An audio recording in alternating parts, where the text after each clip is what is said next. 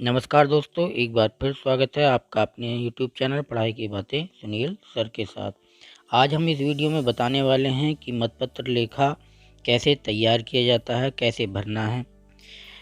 तो वीडियो को अंत तक देखें और सारी देखें, आप तभी इसे पूरा समझ पाएंगे। और अगर आप चैनल पर नए हैं तो चैनल को सब्सक्राइब कर लें तथा बेल आइकन को प्रेस कर लें। तो आइए शुरू करते हैं आज की वीडियो। सबसे पहले मतपत्र लेखा आपको 3 से 4 प्रतियों में तैयार करना चाहिए, ताकि आप एक प्रति कंट्रोल यूनिट के साथ में और कुछ प्रतियां एजेंट को तथा एक रिकॉर्ड के लिए अपने पास भी रख सकें। तो आइए देखते हैं कैसे कैसे भरना है। ये मतपत्र लेखा एक सैंपल के तौर पे मैंने भरा है। तो इसमें सबसे पहले जो ऊपर भरा जाता है, ये विधानसभा का चुनाव चल रहा, तो यहाँ पे विधानसभा निर्वाचन क्षेत्र। अब ये मैं अमरोहा से हूँ, तो अमरोहा मेरी जो विधानसभा है ये अमरोहा लोकसभा क्षेत्र में पड़ती है। तो यहाँ पे जिस भी लोकसभा क्षेत्र में पड़ रही है आपकी विधानसभा, तो यहाँ पे लोकसभा क्षेत्र का नाम भरेंगे। बाकी को आप यहाँ पे कट कर देंगे, संघ राज्य वगैरह। और अमरोहा लोकसभा की क्षेत्र की विधानसभा के लिए निर्वाचन 2022। यहाँ पे इतना भरने के बाद में यहाँ पे आ जाता है निर्वाचन क्षेत्र। जिस भी आप निर्वाचन क्षेत्र में आपकी ड्यूटी लगी है, तो मान लीजिए आपकी मैंने यहाँ पे 40 नौगावा विधानसभा क्षेत्र में मान लिया कि यहाँ पे ड्यूटी लगी है, तो यहाँ पे भर दिया। इसके बाद मतदान केंद्र का संख्या और नाम, तो संख्या पहले भरते हैं। मान लीजिए मतदान केंद्र की संख्या 311 है। विद्यालय का नाम प्राथमिक विद्यालय पीपली घोषी, यहाँ पे हम इसे भर देते हैं। फिर मतदान केंद्र पर प्रयुक्त मतदान मशीन, ये एक तरह से ओरिजिनल नहीं है, मैंने केवल डेमो करके कोई भी अंक भर दिए। यहाँ पे कंट्रोल यूनिट का नंबर, मतदान यूनिट का नंबर, आप अपनी कंट्रोल यूनिट और मतदान यूनिट का उस पे से देख कर, टैग पे से देख के ही यहाँ पे भरें वीवीपैट का नंबर। उसके बाद आ जाता है मतपत्र का निर्वाचकों की विवरण। सबसे पहला पॉइंट आता है मतदान केंद्र को नियत निर्वाचकों की कुल संख्या। तो यहाँ पे आप वो संख्या भरेंगे जो आपके टोटल मतदाता हैं। यहाँ पे मान लीजिए मेरे यहाँ पे 500 मतदाता हैं। दूसरा, मतदाता के लिए रजिस्टर प्रारूप 17A में यथा प्रविष्ट मतदाताओं की कुल संख्या। अब जो मतदाता रजिस्टर है 17A, उसमें कुल कितने मतदाताओं की प्रविष्टि की गई है, तो यहाँ पे 400 मतदाता की प्रविष्टि हुई मान लीजिए। तो उसके बाद नियम 490 के अधीन मत रिकॉर्ड नहीं करने का विनिश्चय करने वाले मतदाताओं की संख्या। यहाँ पे मान लीजिए कोई ऐसा है कि जो पहले मतदान के लिए आ रहा था मतदान करने को, और एंड टाइम पे उसने मतदान करने से मना कर दिया, तो उसका रिकॉर्ड मतदाता रजिस्टर में तो हो गया, लेकिन उसका वोट नहीं पड़ा। तो यहाँ पे संख्या मान लीजिए 1 है। वैसे जनरली यहाँ पे क्या भरा जाता है, नील भरा जाता है। आप यहाँ पे नील भरें, क्योंकि ऐसे कोई बिरले ही होता है जो आता है और वोट डालने से मना कर देता है। तो यहाँ पे हमें क्या भरना है, नील भरना है।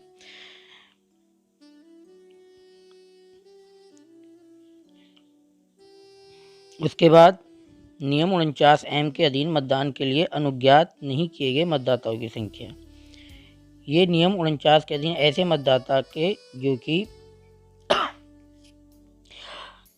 गोपनीयता भंग कर रहा है, तो मतदान की, अगर आपको बता रहा है कि मैं इस पे वोट डालूंगा, मैं इस कैंडिडेट को दूंगा, तो आप उसे जो है मतदान के लिए मना कर सकते हैं पीठासीन अधिकारी। तो उसकी मान लीजिए 1 संख्या है, तो यहाँ पे 1 भर दिया। अगर जनरली इसकी भी जो है संख्या नील ही रहती है, यहाँ भी नील रहती है और नीचे भी नील रहती है, हम जनरली यहाँ पे नील ही भरते हैं। फिर नियम 5वां पॉइंट है हमारा, नियम 49M ए डी के अधीन रिकॉर्ड किए गए परीक्षण मतों को घटाए जाने की आवश्यकता होगी। यहाँ पे ध्यान देनी बात है कि ये उसके लिए है जब कोई व्यक्ति आके ये कहता है कि मुझे जो पर्ची वीवीपैट में दिखाई दी है उस कैंडिडेट की नहीं थी जिसका मैंने बटन दबाया था। 49 MA के टी के अधीन तो उसे परीक्षण कराया जाता है किसी भी अभिकर्ता के सामने या आप स्वयं, तो उसकी एंट्री मतदाता रजिस्टर 17A में नेक्स्ट क्रम पे की जाती है।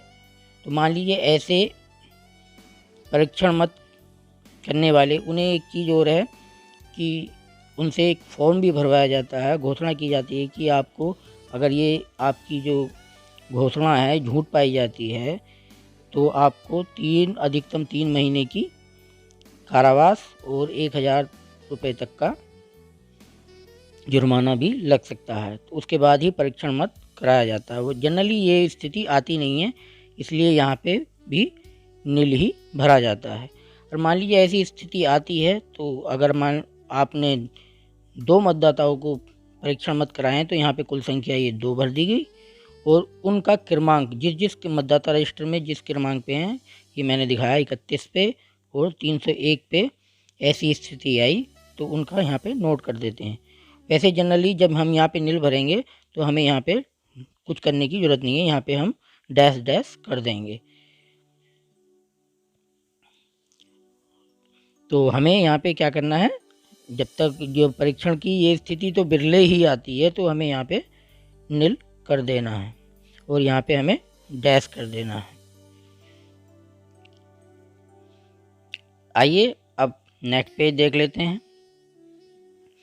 अभ्यर्थी जिनके लिए परीक्षण मत डाले गए, अगर परीक्षण मत डाले गए हैं तब हम यहाँ पे भरेंगे। वैसे जनरली हमने पीछे नील किया है या नील ही होता है क्योंकि परीक्षण मत नहीं डाले जाते हैं, तो यहाँ पे भी हम डैश कर देंगे अगर पीछे नील है तो, और अगर नील नहीं है तो यहाँ पे हमने पीछे अगर 2 अभ्यर्थियों के लिए मत डाले गए थे परीक्षण मत तो यहाँ पे उसका क्रमांक डाल देंगे 1 और 2।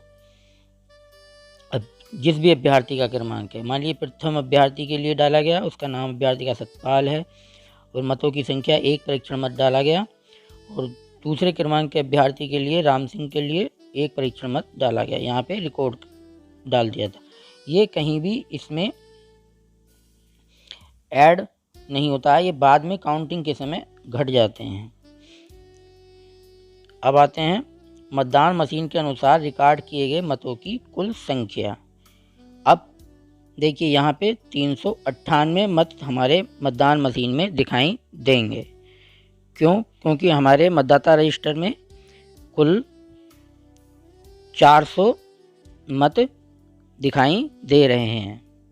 हमने पीछे दिखाया है कि मतदाता रजिस्टर में कुल 400 मत हैं और हमारे यहाँ पे 2 मतदाता ऐसे हैं जो कि एक को मत डालने से मना किया और एक को मत डालने से रोका गया है। तो इनकी एंट्री मतदाता रजिस्टर में तो हो गई है लेकिन ईवीएम में इनके वोट नहीं पड़े हैं, तो ईवीएम में इन दोनों की एंट्री कम हो जाएगी। तो यहाँ पे ये भी लिखा गया है साफ, क्या मद 6 के सामने दर्शित मतों की संख्या मद 2 के सामने दर्शित मतदाताओं की कुल संख्या ऋण मद 3 के सामने यथा दर्शित मत रिकॉर्ड नहीं करने का विनिश्चय करने वाले मतदाताओं की संख्या ऋण मद 4 के सामने यथा दर्शित मतदान करने के लिए अनुज्ञात नहीं किए गए मतदाताओं की संख्या 2-3-4 से मेल करती है अथवा देखने में अंतर पाया गया है। तो ये मेल कर रही है क्योंकि 400 में से हमने 1-1-1 किया तो 398 हमारा रहता है। तो यहाँ पे लिख देंगे मेल करती है और नीचे लिख देंगे 400 -1 -1 = 398।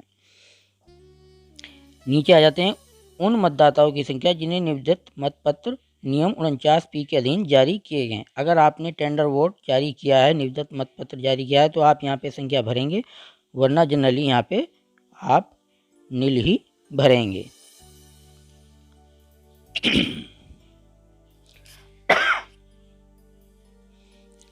अब आता है निविदा मतपत्रों का हमें रिकॉर्ड लेखा यहाँ पे। तो हमें प्रयोग के लिए प्राप्त हुए 20 मतपत्र, उनका क्रमांक मान लीजिए 301 से 320 तक है। यहाँ पे ध्यान रखिए क्रमांक यहाँ पे भरा जाएगा 301 से 320 तक। हमें जो है कुल 20 मतपत्र प्राप्त हुए, निर्वाचकों को जारी किए गए। जब हमने ऊपर नील किया है तो जारी भी नील हो गया यहाँ पे, तो यहाँ पे हमने नील भर दिया और यहाँ पे डैश डैश भर देंगे।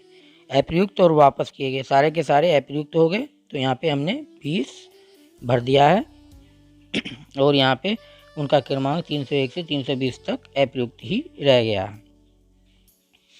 आगे पेपर सीलों का लेखा। जो भी हमें पेपर सील, पहले स्ट्रिप सील और ग्रीन पेपर सील प्राप्त होती थी, लेकिन इस मतदान में केवल पेपर सील ही, ग्रीन पेपर सील ही प्राप्त हुई है, तो उसका प्रदाय की गई पेपर सील। मान लीजिए हमें 3 पेपर सील प्राप्त हुई हैं, तो उनकी क्रम संख्या 1340 से 1342 है। ये केवल आपको उदाहरण के लिए दिया गया है, ये ओरिजिनल नहीं है।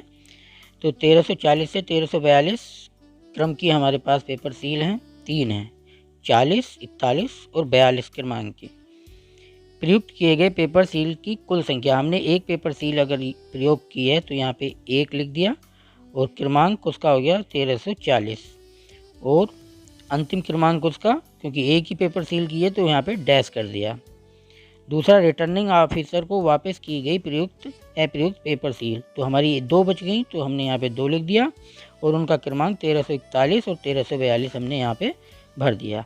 यहाँ पे हम मतदान अभिकर्ताओं के जब मतपत्र लेखा देते हैं तो यहाँ पे साइन करवा लेते हैं, जिसको भी हमने मतपत्र लेखा दिया है, और भी मतदान अभिकर्ताओं के यहाँ पे साइन करवा लेते हैं। इस तरह से ये हमारा लास्ट में पॉइंट आता है, क्षतिग्रस्त पेपर सील यदि कोई कुल संख्या है तो कोई भी क्षतिग्रस्त नहीं है, तो हमने यहाँ पे नील भर दिया और कम संख्या से कोई डैश नहीं। यहाँ पे भी हम और मतदान अभिकर्ताओं के साइन करवा सकते हैं अगर कोई और भी है तो। यहाँ पे स्थान भर देंगे हम, जिस भी विद्यालय में हमारा जिस भी जगह पे ड्यूटी लगी है, और मतदान का दिनांक यहाँ पे भरा जाता है। जिस भी दिनांक को यहाँ पे मतदान हुआ है, तो मान लीजिए 14 फरवरी को मतदान है, तो आप यहाँ पे 14 फरवरी 2022 भरेंगे। पीठासीन अधिकारी के हस्ताक्षर यहाँ पे आप कर देंगे और मतदान केंद्र का क्रमांक 311 प्राथमिक विद्यालय पीपली घोसी आप यहाँ पे भर देंगे। इस तरह से हमने ये मतपत्र लेखा भर के आपको दिखाया। मैं समझता हूँ आपको इसमें कोई भी परेशानी नहीं आएगी। स्टार्टिंग में आप देख लीजिए, सबसे पहले विधानसभा भरना है हमको, दूसरे पे उस लोकसभा का नाम जिसमें कि वो विधानसभा पड़ती है, और बाकी को राज्य और संघ राज्य को हम काट देंगे। विधानसभा के लिए निर्वाचन, यहाँ पे वर्ष भरना है, 2022 में चुनाव हो रहा है, और यहाँ पे उस विधानसभा का क्रमांक और नाम जिसमें कि मतदान हो रहा है। तो इतना ही वीडियो में।